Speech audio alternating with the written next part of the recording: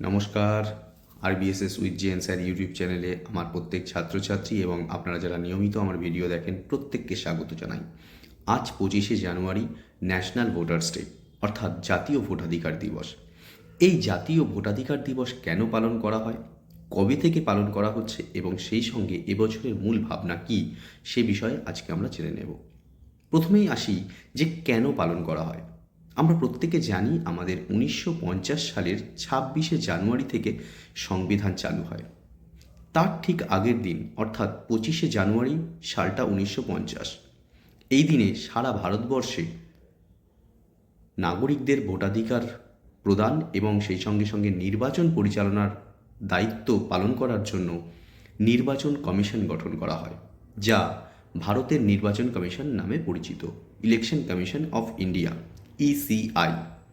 এই ইসিআই এই দিনটিতে প্রতিষ্ঠিত করা হয় বলেই এই দিনটিকে আমরা ন্যাশনাল ভোটার্স ডে হিসেবে পালন করে থাকি।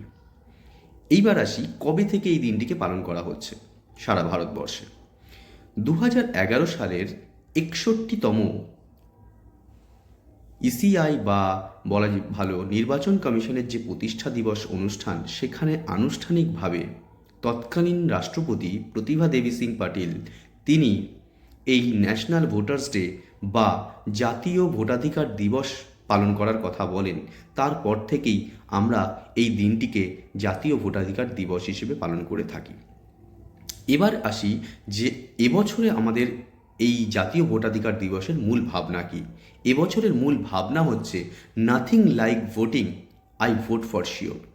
অর্থাৎ ভোটাধিকারের মতো কিছু নেই, অতএব অবশ্যই আমি ভোট দেব।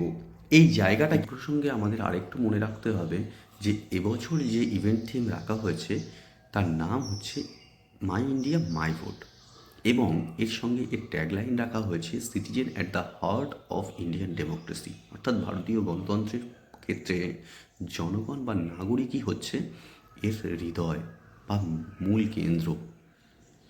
এ প্রসঙ্গে আমি একটু বলে রাখি যে এই জাতীয় ভোটাধিকার দিবস পালনের মধ্যে দিয়ে ভারতীয় জনগণকে বা নাগরিকদেরকে উৎসাহিত করে তোলা হয় ভোটদানে, যার মধ্যে দিয়ে ভারতীয় গণতন্ত্র আরও সুদৃঢ় হতে পারে, আরও শক্ত হতে পারে। ভিডিওটি যদি ভালো লেগে থাকে অবশ্যই লাইক, কমেন্ট এবং শেয়ার করুন, যাতে অন্যরাও দেখার সুযোগ পায়, শোনার সুযোগ পায়।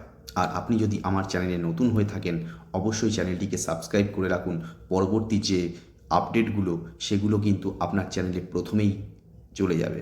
অতএব চ্যানেলটিকে অবশ্যই সাবস্ক্রাইব করে রাখুন। ধন্যবাদ।